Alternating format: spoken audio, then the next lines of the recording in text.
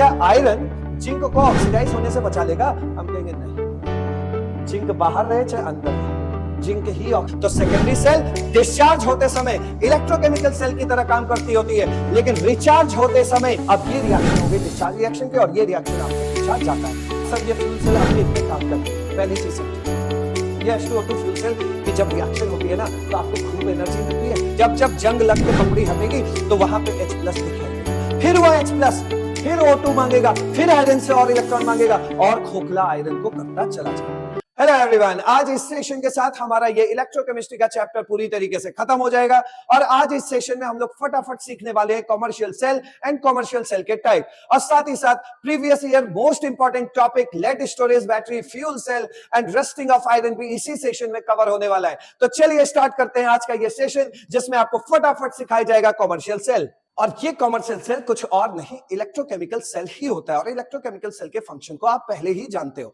कि electrochemical cell का काम क्या होता है। केमिकल एनर्जी को वो कन्वर्ट कर देता है इलेक्ट्रिकल एनर्जी में। मतलब एक ऐसा सेल जो केमिकल एनर्जी को किसमें कन्वर्ट कर देता है? इलेक्ट्रिकल एनर्जी में। मतलब इस तरह के सेल का काम है हमें बिजली प्रोड्यूस करके देना। तो जो बैटरी, जो सेल हमें बिजली प्रोड्यूस करके देती है, उसे हम इलेक्ट्रोकेमिकल सेल बोलते हैं।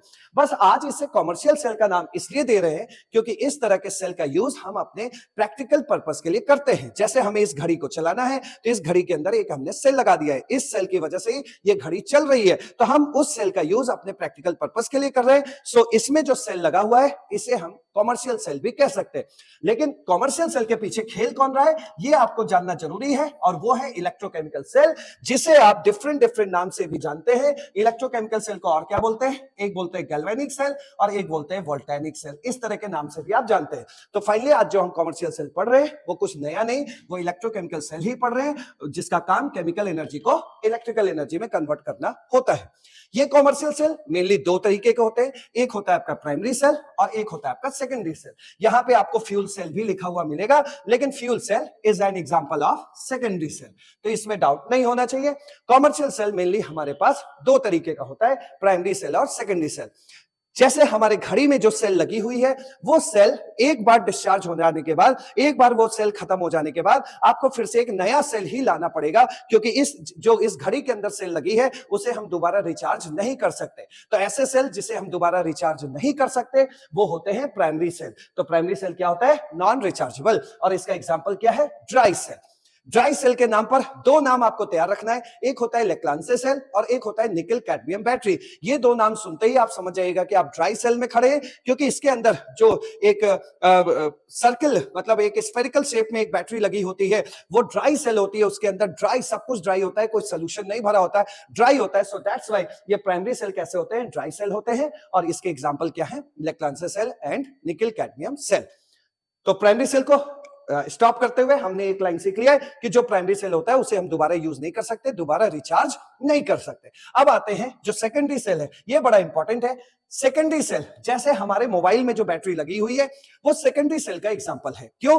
क्योंकि जैसे हम लोग जब मोबाइल को यूज करते हैं तो उसकी बैटरी डिस्चार्ज होती है, फिर रात में हम लोग चार्जर लगा देते हैं तो बैटरी फिर से चार्ज हो जाती है और फिर से हम उसे यूज कर सकते हैं। तो जो मोबाइल में बैटरी है वो क्या है? वो सेकेंडरी सेल है। तो सेकेंडरी सेल कैसे होते हैं? रिचार्जेबल होते हैं। और उसका बेहतरीन एग्जांपल है लेड स्टोरेज बैटरी। ये प्रीवियस ईयर टॉपिक है जो आपके एग्जाम में पूछा गया है। क्लियर? तो लेड स्टोरेज बैटरी आपके लिए काफी इंपॉर्टेंट होने वाली है। अब हम लोगों को एक बात और जान लेनी चाहिए कि भैया तुम रिचार्ज क्यों नहीं हो पाते हो और तुम कैसे रिचार्ज हो जाते हो। ध्यान से समझिए इसमें। जैसे मान लीजिए कि हमारे सामने एक रिएक्शन लिखी हुई है, सपोज ये अभी लेड स्टोरेज बैटरी हम लोग पढ़ने वाले हैं, और एक ये रिएक्शन लिखा हुआ है Pb plus PbO2 plus H2SO4 gives PbSO4 plus twice H2O। ध्यान से समझिए इसमें ये है क्या। यहां पे अगर हम बात करें, जैसे एक रिएक्शन ये है, वही रिएक्शन यहां पे लिख दिया। मान लीजिए कि जैसे देखिए ये तीन लोग क्या है? ये तो रिएक्टेंट है ना, ये रिएक्टेंट है। रिएक्टेंट है तो समय के साथ खर्च होंगे, खर्च होते जा रहे, खर्च होते जा रहे। और ये क्या है भाई? ये तो प्रोडक्ट है, प्रोडक्ट है तो समय के साथ बनेंगे बनेंगे बनेंगे। ठीक है? अब देखिए ये खर्च होके हमें बिजली दे रहे हैं, तो इसका मतलब क्या हुआ? इसका मतलब ये डिस्चार्ज हो रहे हैं भाई। अब मोबाइल की बैटरी को सोचो, मोबाइल की बैटरी खर्च होके आपको बिजली तो दे रही है, तभी तो आप मोबाइल चला पा रहे हैं। तो ये यहां पे क्या हो रहा है कि ये खर्च हो रहे हैं, ये तीनों रिएक्टेंट खर्च होके हमें बिजली दे रहे हैं। इसका मतलब ये तीनों रिएक्टेंट आपस में रिएक्शन करके केमिकल एनर्जी दे रहे हैं, और ये केमिकल एनर्जी जिस सेल में गई उस सेल ने इस केमिकल एनर्जी को इलेक्ट्रिकल एनर्जी में कन्वर्ट कर दिया। ठीक है भाई, तो ये प्रोडक्ट बन गया। अब हमें ये सीखना है कि तुम चार्ज हो गए या नहीं हो गए, इसको समझना है। ध्यान से समझिए, ये जो प्रोडक्ट बना हुआ है, ये प्रोडक्ट अगर आप इसको बाहर से एक बिजली दे, बाहर से बिजली दे, बाहर से इलेक्ट्रिकल एनर्जी दे, और ये प्रोडक्ट आपस में रिएक्शन करके दोबारा रिएक्टेंट अगर बना ले गया, तो इसका मतलब ये रिचार्जेबल है। क्लियर? और अगर ये प्रोडक्ट आपस में रिएक्शन, बिजली की सप्लाई करने के बाद ये प्रोडक्ट आपस में रिएक्शन करके रिएक्टेंट नहीं बना पाए, तो वो नॉन रिचार्जेबल है। तो यहां पे यही होता है, ध्यान से सुनो मेरे भाई। प्राइमरी सेल में जैसे मान लीजिए A प्लस बी ने रिएक्शन करके C बनाया, तो खूब बनाओ C, ये डिस्चार्ज हुआ।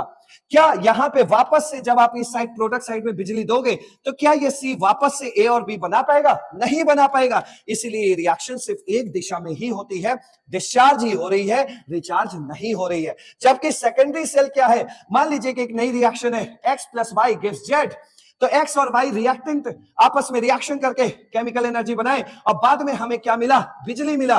तो ये प्रोडक्ट जब बना तो हमें प्रोडक्ट के साथ बिजली मिला।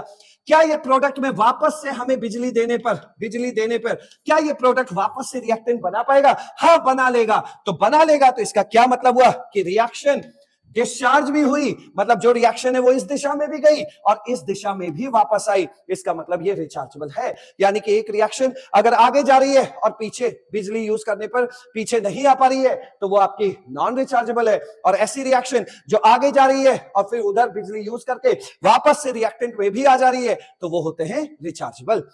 यहां पे एक पॉइंट भी और जानना जरूरी है कि यहां प्राइमरी सेल में क्या हुआ, केमिकल एनर्जी कन्वर्ट हुई इलेक्ट्रिकल एनर्जी में। लेकिन सेकेंडरी सेल में क्या हो रहा है कि केमिकल एनर्जी कन्वर्ट हो रही है इलेक्ट्रिकल एनर्जी में, और जब वापस से आपने यहां पर बिजली का सप्लाई किया, तो ये वापस से इलेक्ट्रिकल एनर्जी कन्वर्ट हो गई किसमें? केमिकल एनर्जी में। तो ध्यान देने वाली बात यह है कि मेरे भाई, जब रिएक्शन होके आपको इलेक्ट्रिसिटी मिली, तो उस समय तो बैटरी डिस्चार्ज हो रही थी, और जब बैटरी डिस्चार्ज हो रही थी, तो ये जो बैटरी थी उसका फंक्शन इलेक्ट्रोकेमिकल सेल जैसा था। लेकिन जब आपने बाहर से बिजली यूज करके रिएक्शन को वापस भेजा, तो उस समय आपने बाहर से बिजली यूज कर लिया, यानी कि इलेक्ट्रिकल एनर्जी को कन्वर्ट कर रहे हो केमिकल एनर्जी में। यानी कि इस समय ये इलेक्ट्रोलाइटिक सेल बन चुकी है। तो ये ध्यान देना आपको बहुत जरूरी है। तो सेकेंडरी सेल डिस्चार्ज होते समय इलेक्ट्रोकेमिकल सेल की तरह काम करती होती है, लेकिन रिचार्ज होते समय इलेक्ट्रोलाइटिक सेल का काम करती है। ये बात आपको जानना जरूरी है। अब आइए आगे बढ़ते हैं सेकेंडरी सेल के लेड स्टोरेज बैटरी की तरफ। और ये जो एग्जांपल आपके सामने स्क्रीन पे दिखाई दे रही है, लेड स्टोरेज बैटरी, ये प्रीवियस ईयर का टॉपिक भी रहा है। आपके एग्जाम में भी क्वेश्चन पूछा गया है कि चार्जिंग कंडीशन में इसकी कौन सी रिएक्शन होती है, डिस्चार्जिंग कंडीशन में इसकी कौन सी रिएक्शन होती है। ये बहुत इंपॉर्टेंट है, जो कि lead storage battery secondary cell का एक एग्जाम्पल है। और जब हम लोग इसके रिएक्शंस को पढ़ते थे, तो भैया चार्जिंग और डिस्चार्जिंग के रिएक्शन रटते थे और रटते रटते भूल जाते थे। लेकिन आज आपको इस तरीके से बता दिया जाएगा ताकि आपको रिएक्शन ना रटना पड़े। तो लेकिन इसके स्टार्ट हम लोग इस तरीके से कर रहे हैं कि भैया हमारे पास जो लेड स्टोरेज बैटरी है वो पूरी तरीके से चार्ज है। अब अगर वो पूरी तरीके से चार्ज है तो उसका आप यूज करने जा रहे हैं, और जब उसको यूज करोगे तो जब बैटरी डिस्चार्ज होगी तो आपको क्या दे रही है भैया? इलेक्ट्रिसिटी। मतलब आप उसके बैटरी की इलेक्ट्रिसिटी को यूज कर रहे हो तो बैटरी डिस्चार्ज होती जा रही है। तो इसका यह मतलब हुआ कि वो आपको प्रोड्यूस करके इलेक्ट्रिसिटी दे रही है। इसका मतलब वो डिस्चार्ज कंडीशन में एक इलेक्ट्रोकेमिकल सेल की तरह काम कर रही है, मतलब वो आपको इलेक्ट्रिसिटी प्रोड्यूस कर रही है। तो इसका मतलब आपके पास सबसे पहले हाथ में क्या था? Chemical energy. तो लेड स्टोरेज बैटरी का काम क्या है भाई कि जब वो डिस्चार्ज होती है तो वो केमिकल एनर्जी को किसमें कन्वर्ट करती है? इलेक्ट्रिकल एनर्जी में, और इस तरह हमें बिजली देती है। लेकिन जब वो चार्ज होती है तो वो इलेक्ट्रोलाइटिक सेल की तरह काम करती है, क्योंकि हम बिजली यूज करके उस बैटरी को चार्ज कर रहे हैं।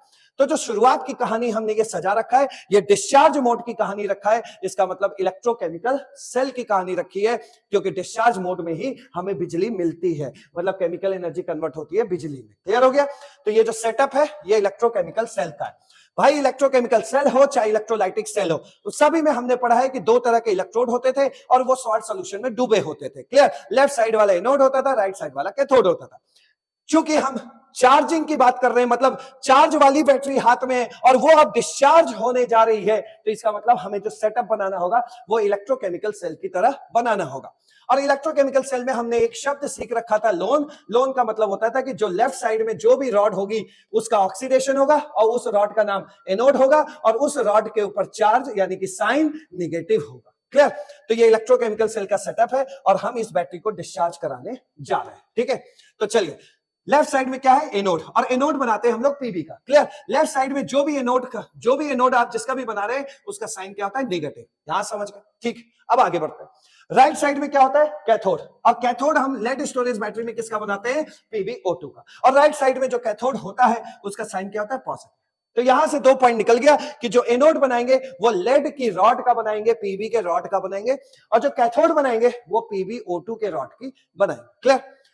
तीसरी बात, उसके अंदर सोल्यूशन भरा होता है। और आज लेड स्टोरेज बैटरी में कौन सा सोल्यूशन भरा होता है? लेड स्टोरेज बैटरी में सोल्यूशन भरा होता है 40% कॉन्सेंट्रेटेड H2SO4। मतलब ये दोनों रॉड H2SO4 में डूबी होती है ना। अब हमें पता है कि एनोड पे ऑक्सीडेशन होता है। सर कैसे ऑक्सीडेशन हो रहा है, आप जरा समझाइए, जरा समझिए। एनोड पे हो क्या रहा है? पीबी कन्वर्ट हो रही है PbSO4 में, मतलब मेटल सल्फेट में कन्वर्ट हो रही है। इसका मतलब मेटल कब मेटल सल्फेट में कन्वर्ट होती है? जब मेटल के सामने सल्फेट होगा तो वो कन्वर्ट हो जाएगी किसमें? मेटल सल्फेट में। इसका मतलब पीबी की रिएक्शन इस H2SO4 से हो रही है, पक्का।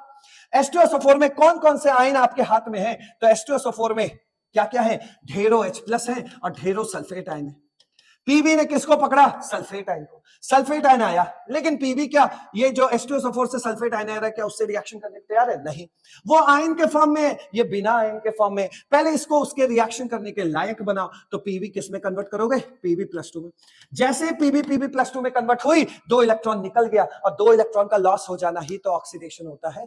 खैर, यहां पे पीबी पहले Pb+2 में कन्वर्ट हुई और 2 इलेक्ट्रॉन का लॉस हुआ, इसका मतलब ऑक्सीडेशन हमें समझ में आ गया। ऐसा करने से क्या हुआ? ऐसा करने से ये हुआ कि भाई अब Pb+2 और सल्फेट आयन की रिएक्शन हो जाएगी और हमें PbSO4 मिल जाएगा। सर PbSO4 क्यों बना रहे हो? अरे देख नहीं रहे हो पीबी किस में कन्वर्ट हो रहा है? PbSO4 में। रिएक्शन हो गई तैयार। क्या यहां लॉस ऑफ इलेक्ट्रॉन हो रहा है? हो रहा है, तो ऑक्सीडेशन हो रहा है। अब आते हैं कैथोड पे। कैथोड में PbO2 किस में कन्वर्ट हो रहा है? PbSO4 में। अगर खाली पीबी होता तो हम सल्फेट आयन को बुला लेते और सल्फेट आयन से रिएक्शन करके PbSO4 बना देते, लेकिन आज पीबी के साथ ऑक्सीजन भी है तो ऑक्सीजन का भी ख्याल रखना होगा। यानी कि इस केस में सल्फेट आयन भी आएगा और H+ भी आएगा, दोनों ही आएगा। सल्फेट आयन पीबी का ख्याल रखते हुए PbSO4 बनवाएगा और H+ आयन ऑक्सीजन का ख्याल रखते हुए वाटर बनवाएगा। देखते हैं, देखिए तो कैथोड पे क्या होता है हम सभी को पता है, रिडक्शन। देखते हैं भाई गेन ऑफ इलेक्ट्रॉन हो भी रहा है कि नहीं। PbO2 की रिएक्शन किससे हुई? H2SO4 से। ये रिएक्शन है, H2SO4 से रिएक्शन हुई, ठीक है। H2SO4 से रिएक्शन हुआ तो पीबी ने सल्फेट को पकड़ा, PbSO4 बना दिया, और हाइड्रोजन ने इसके ऑक्सीजन को पकड़ा और क्या बना दिया?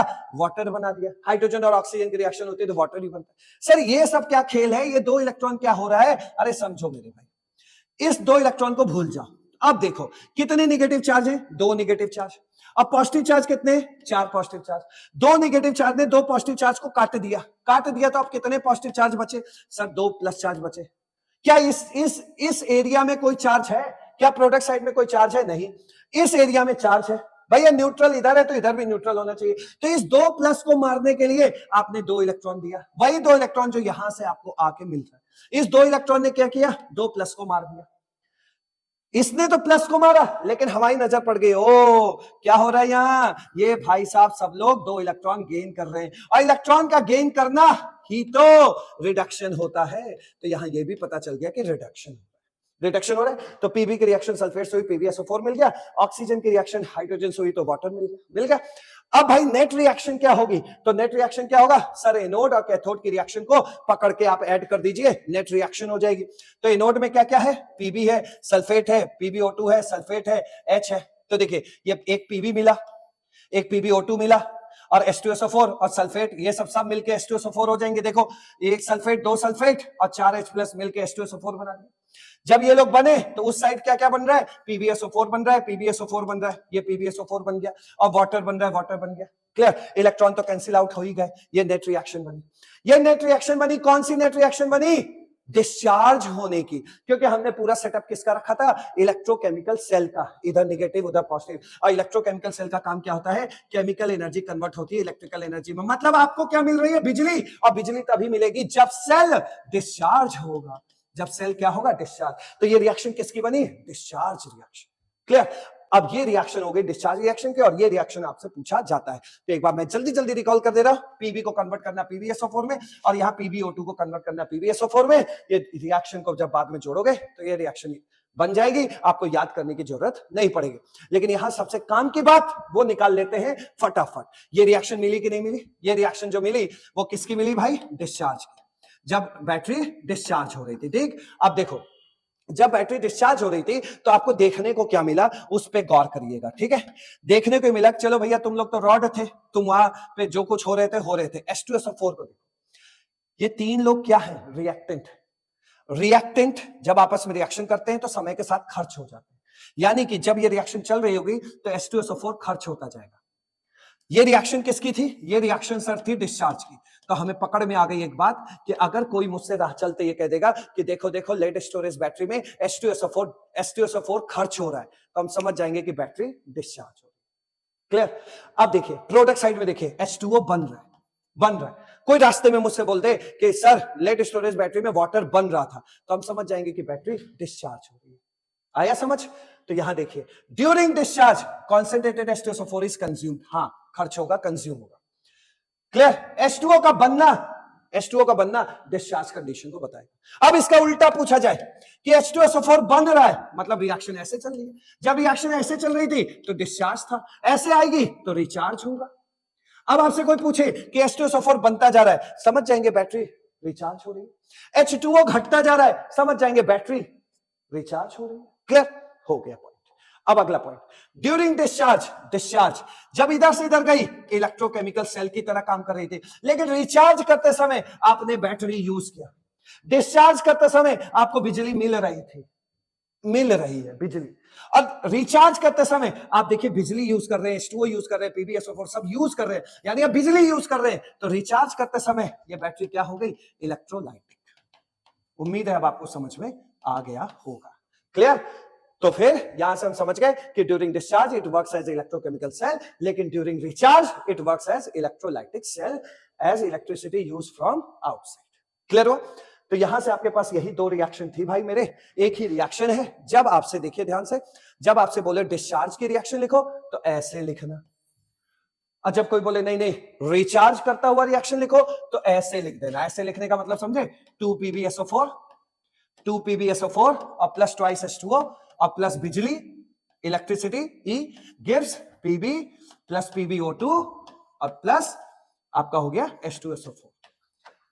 जब आप ये रिएक्शन लिखोगे तो दुनिया को लगेगा रिचार्ज हो रही है, और जब ये रिएक्शन लिखोगे तो दुनिया को लगेगा डिस्चार्ज हो रही है। ये था आपका लेड स्टोरेज बैटरी। अब आगे बढ़ते हैं, अब बात कर लेते हैं सेकेंडरी सेल के another example, fuel cell. Fuel cell नाम से ही पता चल रहा है, फ्यूल सेल मतलब फ्यूल की कुछ बातें होंगी। जैसे आप मोटर बाइक, कार ये सब चलते हुए देखे होंगे, तो उसमें क्या होता है कि फ्यूल जलता है। फ्यूल जलता है, इसका मतलब फ्यूल का क्या हो रहा है? कंबशन हो रहा है, जलाया जा रहा है, वहां रिएक्शन हो रही है, और रिएक्शन होने से जो एनर्जी मिलती है उस एनर्जी को इलेक्ट्रिकल एनर्जी में कन्वर्ट कर देता है कौन? Fuel cell. तभी तो आप कार चला पाते हो, कार की लाइट जला पाते हो, कार के हॉर्न बजा पाते हो, ये सब इलेक्ट्रिकल एनर्जी का ही तो काम है। तो अंदर क्या हो रहा है? कार के अंदर आपने फ्यूल भरा, वो फ्यूल जला, जलने से जो केमिकल एनर्जी मिली, उस केमिकल एनर्जी को ये भाई साहब कन्वर्ट कर देते हैं किसमें? इलेक्ट्रिकल एनर्जी में। ये फ्यूल सेल बड़े काम का फ्यूल सेल होता है। क्यों होता है? जैसे यहां पे आपके पास एक सेटअप रखा गया H2O2 फ्यूल सेल। ये जो सेटअप आपको दिया गया है ये H2O2 फ्यूल सेल का है, ठीक है। H2O2 फ्यूल सेल का यूज मेनली हम लोग रॉकेट प्रोपगेशन में करते हैं। रॉकेट को जब आसमान में भेजते हैं तो आपने देखा होगा कि काफी हीट, काफी आग वहां पे होती है। तो H2O2 फ्यूल सेल एक ऐसा फ्यूल सेल होता है जिसमें H2O2 की आपस में रिएक्शन होती है, तो बहुत ढेर सारी एनर्जी निकलती है, वहां पे बहुत ज्यादा एनर्जी निकलती है, और वो एनर्जी हम लोग रॉकेट उड़ाने में उस एनर्जी की मदद लेते हैं। उस इतनी एनर्जी निकलती है ताकि रॉकेट आसानी से आसमान की ओर जा पाए। तो ये H2O2 का फ्यूल सेल रखा गया है। H2O2 के फ्यूल सेल के सेटअप को समझ लीजिए थोड़ा बहुत। और ये H2O2 फ्यूल सेल का भैया ये रिएक्शन बहुत इंपॉर्टेंट है, ये वाला कैथोड वाला, ये आपके एग्जाम में पूछा भी गया है। तो देखिए H2O2 फ्यूल सेल ये जो बना हुआ है, इसमें ये जो एनोड और कैथोड है। अच्छा एक बात और, फ्यूल सेल क्या है भाई? फ्यूल जलता है, केमिकल एनर्जी मिलती है, और उस केमिकल एनर्जी को ये फ्यूल सेल कन्वर्ट कर देता है इलेक्ट्रिकल एनर्जी में। मतलब केमिकल एनर्जी को किसमें कन्वर्ट करता है? इलेक्ट्रिकल एनर्जी में। तो फ्यूल सेल कुछ और नहीं, इलेक्ट्रोकेमिकल सेल ही होता है, मतलब एक प्रकार का गैल्वेनिक सेल होता है। अब आते हैं इसके सेटअप पे। सेटअप में क्या होता है कि एनोड होता है, कैथोड होता है, इधर एनोड उधर कैथोड। ये जो एनोड और कैथोड बने होते हैं ये ग्रेफाइट कार्बन की रॉड के बने होते हैं और इसमें एक सोल्यूशन लेते हैं हम लोग KOH का एक्वस सोल्यूशन। एनोड के साइड से हम लोग H2 पास कराते हैं, वो H2 जब इस रॉड पे पहुंचती है एनोड पे तो उसका ऑक्सीडेशन होता है। तो H2 का ऑक्सीडेशन हुआ तो क्या हुआ, H plus plus electron, electron का लॉस हुआ। क्लियर? तो ये जब H2 यहां से हम लोगों ने पास कराया तो इसका इस एनोड वाली प्लेट पे क्या होता है, ऑक्सीडेशन होता है, जिससे आपको दो चीजें मिलती हैं, प्रोटॉन और इलेक्ट्रॉन। इलेक्ट्रॉन तो इस सर्किट में फ्लो करने लगती है जिससे बिजली बनना शुरू हो जाती है।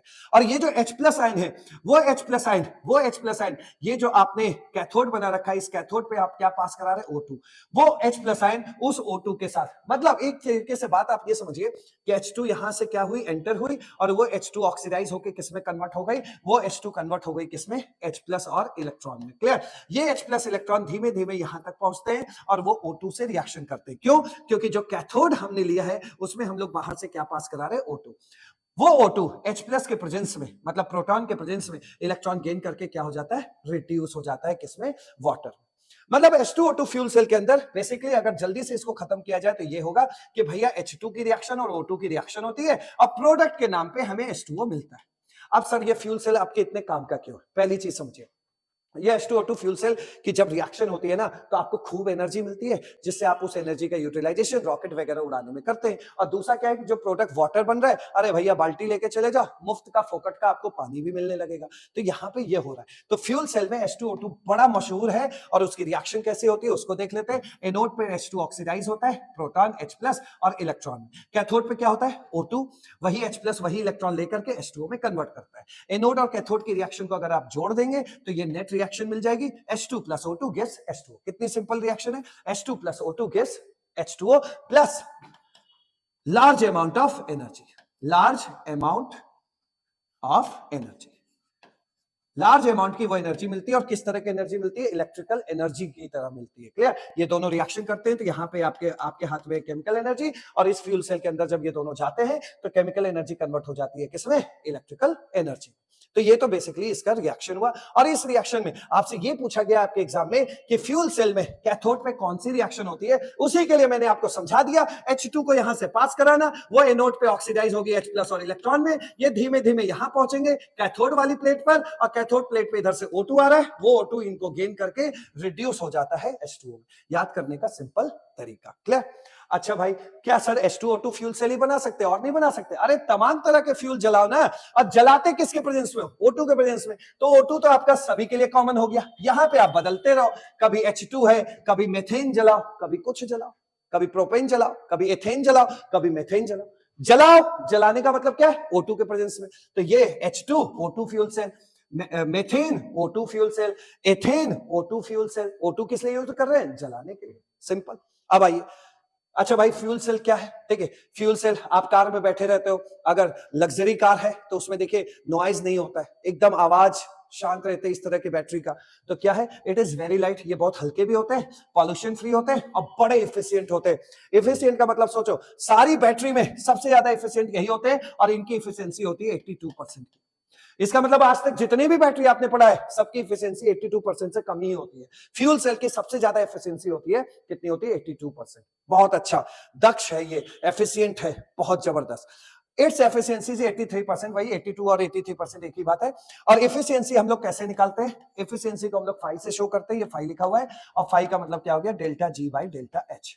गिव्स फ्री एनर्जी का चेंज आपको दिया जाएगा और एंथैल्पी चेंज आपको दिया जाएगा, इन दोनों को डिवाइड कर देंगे तो उस फ्यूल सेल की बैटरी की एफिशिएंसी निकल जाएगी। ऐसा क्वेश्चन जेईई में भी पूछा गया। तो बहुत सिंपल क्वेश्चन बनता है, बस आपको ये फॉर्मूला याद रखना पड़ता है, गिव्स फ्री एनर्जी की वैल्यू और डेल्टा एच की वैल्यू दी रहेगी, इन दोनों का आप रेशियो निकालेंगे तो जो भी निकलेगा वो क्या होगा, ये उस फ्यूल सेल की एफिशिएंसी।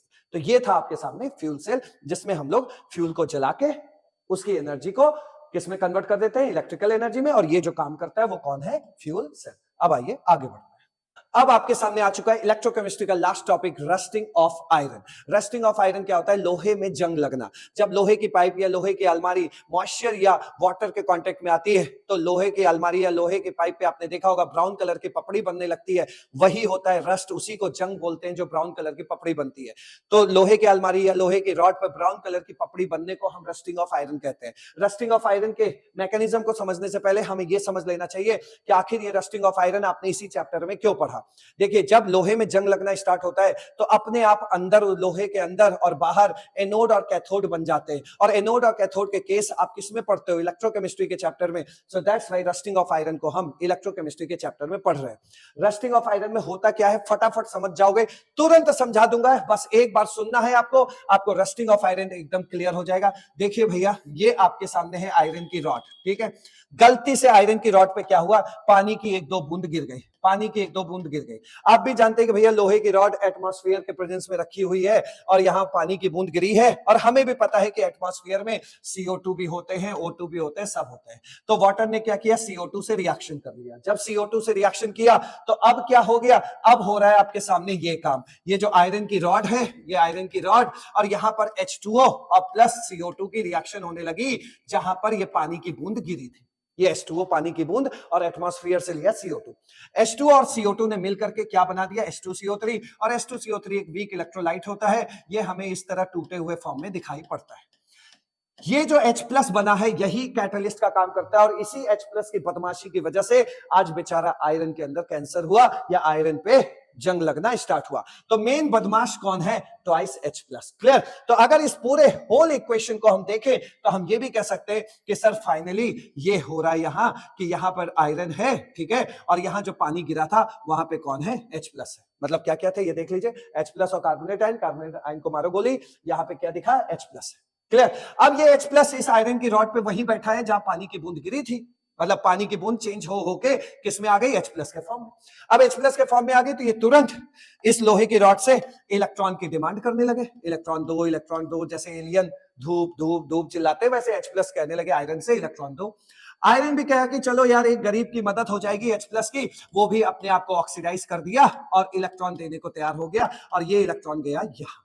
आज आयरन का ऑक्सीडाइज होना ही आयरन की सबसे बड़ी गलती निकली, और हमेशा याद रखो कि अगर आयरन ऑक्सीडाइज हुआ तो इसका मतलब लोहे में जंग लगना, आयरन में जंग लगना शुरू हो गया। और यही आयरन की सबसे बड़ी गलती रही, खुद को ऑक्सीडाइज करके इलेक्ट्रॉन की मदद करना। जैसे इलेक्ट्रॉन की मदद हुई बस जंग लगना स्टार्ट हो गया।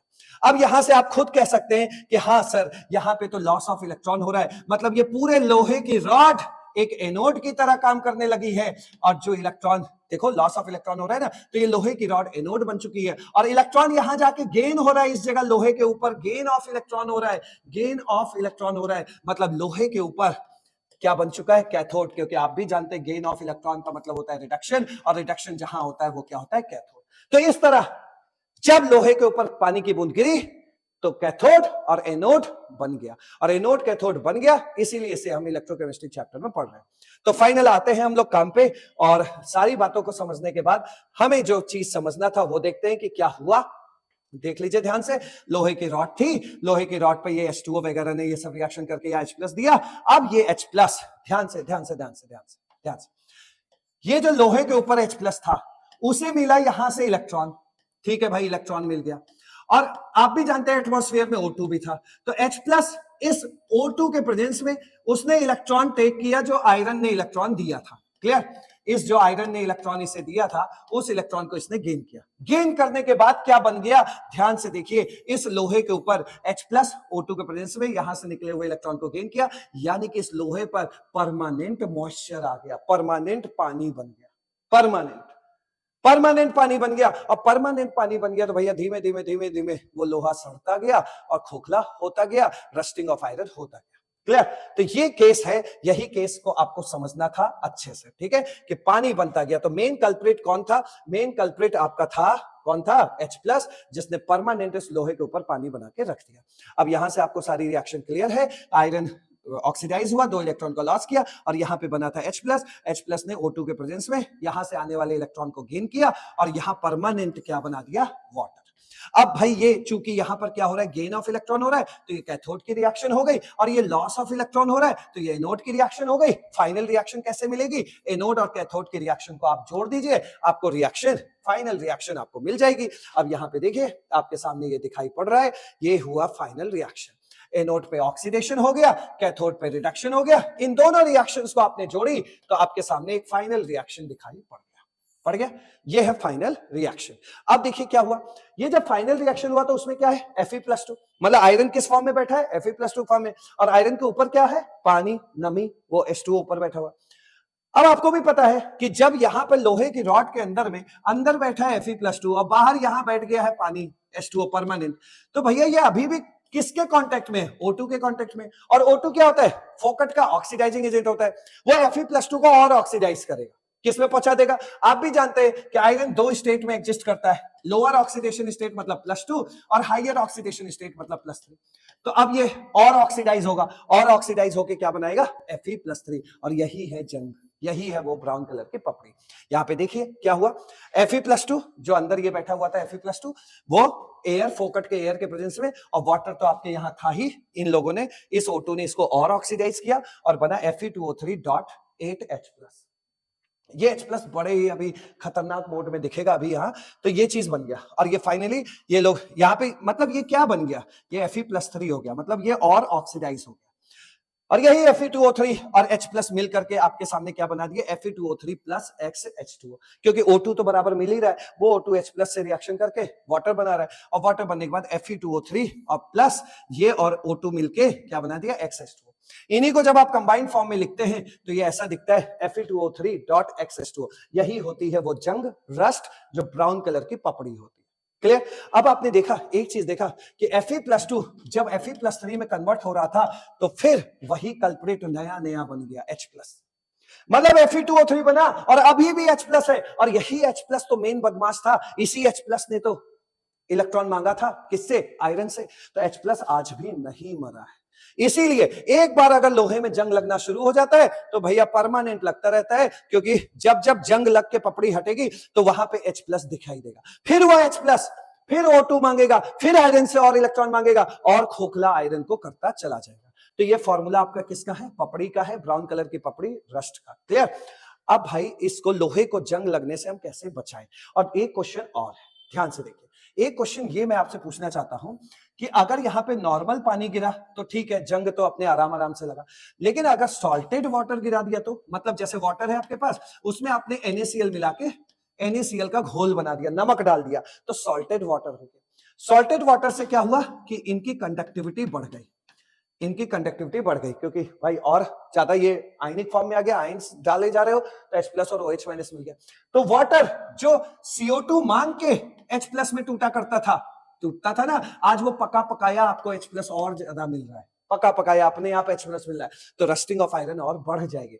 यानी कि नॉर्मल पानी गिरा तो रस्टिंग ऑफ आयरन 1 साल में हो रहा है, अगर आपने इलेक्ट्रोलाइज्ड वाटर गिरा दिया, सॉल्टेड वाटर गिरा दिया, तो हो सकता है कि रस्टिंग ऑफ आयरन 2 महीने में ही हो जाए। क्लियर।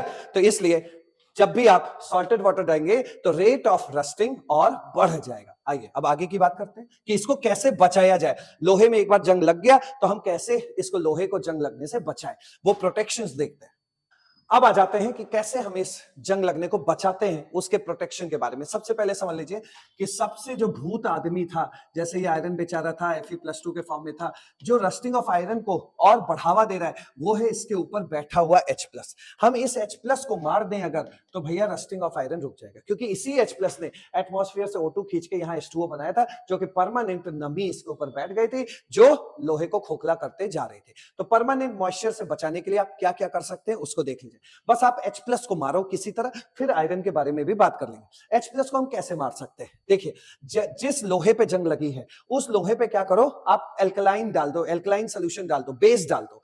तो जब आप इस लोहे पे एल्कलाइन सोल्यूशन डालोगे तो क्या होगा, जब एल्कलाइन सोल्यूशन डालोगे तो एल्कलाइन सोल्यूशन से आपका आएगा OH-, और वो OH- इस H+ को मार देगा, और जब ये OH- इस H+ को मार देगा तो इस लोहे के ऊपर फिर आगे कभी वाटर नहीं बन पाएगा, मतलब ये सूख जाएगा तो लोहे का रस्टिंग रुक जाएगा, क्योंकि वाटर यहां नहीं बन पाएगा। तो पहला तो आपको समझा दिया, एल्कलाइन वाटर डाल दो, ठीक है, तो या एल्कलाइन सोल्यूशन डाल दो तो वो H+ मर जाएगा। दूसरा है कि भाई ये लोहा था, इस लोहे के ऊपर H+ था, एक काम कर दो, ये H+ यहाँ पानी कैसे बना रहा था? जब वो O2 को कांटेक्ट में आया तभी तो वो पानी बना रहा था इस जगह, और जब परमानेंट पानी यहाँ मॉइस्चर आ गया था तो लोहा अपना डिस्ट्रॉय होना शुरू हो गया था, जंग लगना शुरू हो गया था। तो आप एक काम इसमें कर दो कि पेंट करा दो, या ऑयल या ग्रीस से उसको पेंट करा दो।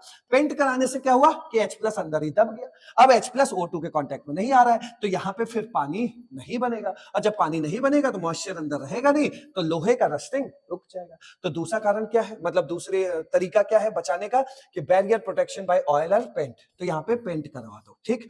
अब तीसरा समझो, सैक्रिफिशियल प्रोटेक्शन, ये है इंपॉर्टेंट और इसके क्वेश्चन पूछे जाते हैं। तो सैक्रिफिशियल प्रोटेक्शन आप अच्छे से समझ लो। यहां पर बस इस सैक्रिफिशियल प्रोटेक्शन आपका बहुत इंपॉर्टेंट है और बड़े अच्छे से समझा दे रहा हूं, पहले ध्यान से समझ लो। अभी तक आपने किसके हिसाब से रस्टिंग ऑफ आयरन सोचा? H+ के हिसाब से। वो H+ पानी बनवा रहा था, मॉइस्चर परमानेंट बैठा दिया था, इस वजह से लोहा डिस्ट्रॉय होता जा रहा था, लोहा रस्ट बनता जा रहा था, पपड़ी बनाता जा रहा था, खोखला होता जा रहा था। अब आप आयरन के हिसाब से सोचिए, आयरन के हिसाब से ये देखिए, ये आयरन है, ये आयरन से आप एक बार पूछ के तो देखिए कि आयरन तुम्हारे अंदर जंग कब से लगना स्टार्ट हुआ था, रस्ट कब से बनना शुरू हुआ था? आयरन कहेगा सर जब मैं ऑक्सीडाइज हुआ था ना, बस उसी दिन से मेरी किस्मत मारी गई थी और मैं जंग बनना मतलब मैं खोखला होना शुरू हो गया था। तो इस आयरन को ऑक्सीडाइज होने से बचा लो, आयरन के हिसाब से सोचो, इस आयरन को ऑक्सीडाइज होने से बचा लो। कैसे बचाए? अरे इसके ऊपर मेटल का लेप चढ़ा दो भैया, किसी दूसरे मेटल का लेप चढ़ा दो। सर किस मेटल का लेप चढ़ा दे जिससे इसका ऑक्सीडेशन रुक जाए?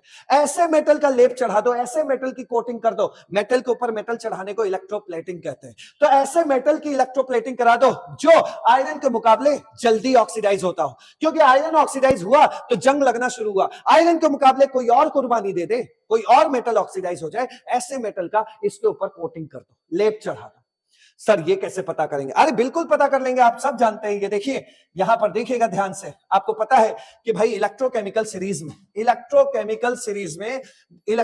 सीरीज में जो मेटल ऊपर होता है उसका ऑक्सीडेशन होता है, और इलेक्ट्रोकेमिकल सीरीज में इस मेटल के नीचे जो मेटल होगा उसका रिडक्शन होता है। मतलब इलेक्ट्रोकेमिकल सीरीज में जो मेटल ऊपर होता है उसका ऑक्सीडेशन होता है और जो मेटल नीचे पाया जाता है उसका रिडक्शन होता है। सर आयरन के ऊपर क्या होता है? देखिए ये आयरन है, ठीक। इस आयरन के ऊपर लाइक, बासर, काना, मंगल, मंजन, याद आ रहा है, ये होते थे। इसके नीचे क्या क्या होते हैं? सर इसके नीचे पीबी होता है, SN होता है, AU होता है, गोल्ड होता है, AU, HG, AG, सब इसके नीचे होता है, कॉपर, ये सब इसके नीचे होता है। तो अब आप बताइए, ये आपका लोहे का रॉड है, इसके ऊपर ये लोहे का रॉड है आयरन, इसके ऊपर किस मेटल का लेप चढ़वा दें हम? तो उस मेटल का लेप चढ़वाना है जो आयरन के मुकाबले जल्दी ऑक्सीडाइज हो। तो जो मेटल ऊपर हो वो जल्दी ऑक्सीडाइज होगा। तो इसके ऊपर अगर हम जिंक का लेप चढ़वा दे, यहां जिंक के लेप चढ़वा दे, यहां जिंक बैठा दे, जिंक का इलेक्ट्रोप्लेटिंग कर दे, तो भैया अगर ऑक्सीडाइज होना होगा तो कौन जल्दी ऑक्सीडाइज होता है? जिंक। तो जिंक ऑक्सीडाइज होगा तो आयरन क्या होगा? रिड्यूस। और आयरन के रिड्यूस होने से जंग नहीं बनता, रस्ट नहीं बनता, आयरन के ऑक्सीडाइज होने से रस्ट बनता है। तो इस तरह आयरन रस्ट होने से रुक जाएगा। क्लियर हो गया? और इसको जिंक, आयरन की रॉड पर या आयरन के लोहे के ऊपर जिंक का जो लेप चढ़ा रहे हो, जिंक की जो कोटिंग कर रहे हो, ये जो इलेक्ट्रोप्लेटिंग कर रहे हो, इसको हम गैल्वेनाइजेशन कहते हैं। तो इसका मतलब हो गया कि अगर लोहे को जंग लगने से बचाना है तो गैल्वेनाइजेशन करा दो। ज्यादा से ज्यादा आप जिंक नहीं डालना चाहते हो तो भैया इसमें एल्युमिनियम की कोटिंग करा दो। एल्युमिनियम की कोटिंग नहीं कराना चाहते हो तो Mg की कोटिंग करा दो, तब भी आयरन ऑक्सीडाइज होने से बच जाएगा। क्लियर? अब आपसे एक क्वेश्चन मैं बस यहां पूछ रहा हूं कि भाई एक बात बताइए, हमारे पास एक लोहे की बाल्टी थी और उस लोहे की बाल्टी पर हमने टिन SN की कोटिंग करा दी। अब ये खुदा ना खास्ता कभी लोहे की बाल्टी टूट गई। अब लोहे की बाल्टी टूट गई तो एयर के कांटेक्ट में जो लोहे की बाल्टी टूटी तो लोहा भी एयर के कांटेक्ट में आ गया और SN भी एयर के कांटेक्ट में आ गया। अब आप बताइए क्या लोहा जंग लगने से बच पाएगा? लोहे को जंग लगने से बचाने के लिए आपने क्या किया? नहीं, आपने कुछ नहीं किया। आपने लोहे की बाल्टी पे टिन की कोटिंग कर दी और कभी लोहे की बाल्टी टूट गई। अब दोनों लोग, जो टिन था वो तो पहले से ही एयर के कांटेक्ट में था और जब बाल्टी टूटी तो आयरन भी लोहे के कांटेक्ट में आ गया। अब कौन ऑक्सीडाइज होगा? क्या लोहे पे जंग लगेगी? आप कहेंगे हाँ सर, Fe के नीचे SN आता है। अब इस केस में जब Fe और SN लेंगे तो ये ऑक्सीडाइज होगा और ये रिड्यूस होगा। सर जंग लगेगी। यानी कि आप टिन की कोटिंग नहीं करा सकते। कॉपर की कोटिंग करा सकते हो, लोहे की बाल्टी पे कॉपर चढ़वा सकते हो, खूब चढ़वा लो, लेकिन जब लोहे की बाल्टी टूटेगी तो कॉपर भी एयर के कांटेक्ट में होगा, आयरन भी एयर के कांटेक्ट में होगा, लेकिन ऑक्सीडाइज होने की नेचर किसमें ज्यादा है? आयरन में। तो आयरन जल्दी ऑक्सीडाइज होगा, फिर जंग लग जाएगी। क्लियर? तो इसलिए सैक्रिफिशियल प्रोटेक्शन में आप उन मेटल का लेप चढ़ाएंगे जिस मेटल के ऑक्सीडाइज होने का मन आयरन से ज्यादा हो, ताकि आयरन ऑक्सीडाइज होने से रुक जाए। इसे हम लोग कहते हैं सैक्रिफिशियल प्रोटेक्शन। और अगर आप जिंक की कोटिंग कर रहे हैं तो उसका एक नाम होता है गैल्वेनाइजेशन। तो फाइनली हम समझ गए कि अगर लोहे को जंग लगने से बचाना है तो H+ को मार दो। H+ को कैसे मार सकते हो? एल्कलाइन सोल्यूशन डाल देना, H+ मर जाएगा, पहला काम। दूसरा, ऑयल पेंट लगा दो। और तीसरा काम, अगर H+ के हिसाब से नहीं सोचना चाहते हो, लोहे के हिसाब से सोचना चाहते हो, तो लोहे के ऊपर MgAl या फिर जिंक की कोटिंग करा दो। भैया आयरन कभी भी ऑक्सीडाइज नहीं हो पाएगा, आयरन कभी भी जंग पपड़ी नहीं बना पाएगा। ठीक है, तो ये था रस्टिंग ऑफ आयरन। और आइए इस पर बेस्ड एक क्वेश्चन कर लेते हैं, और आज हमारा इलेक्ट्रोकेमिस्ट्री पूरी तरीके से खत्म हो गया। ये आपके एग्जाम का आया हुआ क्वेश्चन है और इस सीरीज का ये लास्ट क्वेश्चन है। और अभी जितना भी एग्जाम्पल में मैंने आपको यहां सिखाया है, ये सब आपके एग्जाम में पूछा गया था। आपके एग्जाम का ही क्वेश्चन मैंने यहां पर एग्जाम्पल मान के करा दिया है। ठीक है, और ये लास्ट क्वेश्चन अब आपके सामने है, और ये आज हमारे इलेक्ट्रोकेमिस्ट्री का लास्ट क्वेश्चन है, क्वेश्चन नंबर 40, जो आपके सामने है, आपके एग्जाम का क्वेश्चन है। क्या कह रहा है? Zinc can be coated on iron. ध्यान से देखना जरा, ये मान लीजिए आयरन है, ये आयरन है, इस आयरन के ऊपर हमने क्या किया है? जिंक चढ़ा दिया, मतलब इलेक्ट्रोप्लेटिंग करा दी है जिंक की। ठीक है, आयरन के ऊपर जिंक डाल दिया। ठीक, आयरन हमारा किस कलर का है भैया? येलो कलर का मान लेते हैं। और जिंक किस कलर का है? आपका ब्लू वाला, ये जिंक है। तो भाई ये जो आयरन है वो गैल्वेनाइज्ड आयरन बन गया है। अब मतलब कभी मान लीजिए ये लोहे की पाइप ये टूटी या बाल्टी टूटा, टूटे ना टूटे, टूटा तो भी जिंक ही ऑक्सीडाइज होगा, आयरन बच जाए। जब आयरन के ऊपर आप जिंक की कोटिंग करते हैं तो इसको गैल्वेनाइज आयरन कहते हैं। और गैल्वेनाइजेशन हम लोग इसलिए करते हैं ताकि आयरन ऑक्सीडाइज होने से बच जाए, आयरन के मुकाबले जिंक ऑक्सीडाइज हो जाएगा। अब आपसे क्वेश्चन कह रहा है कि but the reverse is not possible. Reverse का मतलब यह कह रहा है कि अगर हम जिंक की प्लेट पर जिंक को ऑक्सीडाइज होने से बचाने के लिए क्या आयरन की कोटिंग कर सकते हैं? हम कहेंगे रे मेरे भाई, आयरन के ऊपर जिंक आता है, आयरन नीचे आता है, जिंक ऊपर आता है, और जो ऊपर आता है वही ऑक्सीडाइज होता है। इलेक्ट्रोकेमिकल सीरीज में जो मेटल ऊपर आता है उसका क्या होता है? ऑक्सीडेशन होता है, और जो नीचे आता है उसका रिडक्शन होता है। बस आपसे ये क्वेश्चन यही कह रहा था कि भाई आयरन के ऊपर जिंक लगाने से जिंक ने आयरन को तो बचा लिया, लेकिन क्या अगर जिंक के ऊपर आयरन लगा ले तो क्या जिंक ऑक्सीडाइज होने से बच जाएगा? जब कभी ये अगर ये दोनों लोग एयर के कांटेक्ट में आए, ये जब बाल्टी टूटेगी तो जिंक भी एयर के कांटेक्ट में आएगा, और आयरन तो एयर के कांटेक्ट में है ही है, ये आयरन तो एयर के कांटेक्ट में है ही है, और जब ये बाल्टी टूटेगी तो जिंक भी एयर के कांटेक्ट में आ जाएगा। तो क्या आयरन जिंक को ऑक्सीडाइज होने से बचा लेगा? हम कहेंगे नहीं, जिंक बाहर रहे चाहे अंदर रहे, जिंक ही ऑक्सीडाइज होगा। क्यों ऑक्सीडाइज होगा? ध्यान से समझिए, जो मेटल ऊपर होता है वो ऑक्सीडाइज होता है। क्लियर? तो पहले क्वेश्चन तो समझ गए होंगे, zinc can be coated on iron to produce galvanized iron, but the reverse is not possible. ये क्वेश्चन का मोरल यही है कि जिंक आयरन को तो ऑक्सीडाइज होने से बचा लेता है, क्या आयरन जिंक को ऑक्सीडाइज होने से बचा पाएगा? तो इसका आंसर है नहीं। वही पूछा है, क्यों? वो इसलिए पूछा है क्योंकि हम भी जानते हैं कि जब हम इलेक्ट्रोकेमिकल सीरीज में ऊपर से नीचे आते हैं तो SRP, स्टैंडर्ड रिडक्शन पोटेंशियल की वैल्यू बढ़ती जाती है, जब कब ऊपर से नीचे आते हैं। मतलब जो ऊपर मेटल होता है वो लार्ज नेगेटिव होता है, लार्ज नेगेटिव, और जो नीचे होता है वो छोटा नेगेटिव होता है। मतलब SRP वैल्यू क्या होता है? Large negative. क्लियर? और लार्ज नेगेटिव SRP का मतलब होता है कि उसके रिड्यूस होने का मन नहीं है, और जब उसके रिड्यूस होने का मन नहीं है तो वो क्या होगा? ऑक्सीडाइज होगा। तो जिंक का क्या होता है कि हायर नेगेटिव रिडक्शन पोटेंशियल होता है। तो यहां पे रीजन पढ़िए, zinc is lighter than iron, ये कोई लॉजिक नहीं बनता।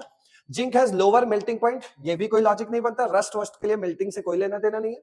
Zinc has lower negative electrode, नहीं भैया, ऊपर से जब नीचे आते हैं तो SRP की वैल्यू बढ़ती जाती है, मतलब लार्ज नेगेटिव कम नेगेटिव होती जाती है, ये है। ठीक है, तो और क्या है? जिंक हैज हायर नेगेटिव, हाँ, इलेक्ट्रोड पोटेंशियल देन आयरन, यही है रीजन कि जिंक का SRP ज्यादा नेगेटिव होता है, तो इसका मतलब इसके रिड्यूस होने का मन नहीं है, और जब इसके रिड्यूस होने का मन नहीं है तो ये ऑक्सीडाइज होगा, और ऑक्सीडाइज क्या होगा? आयरन से पहले होगा। यही है मेन रीजन, चाहे आप जिंक को अंदर रखो चाहे आप जिंक को बाहर रखो। तो आंसर क्या बना? डी।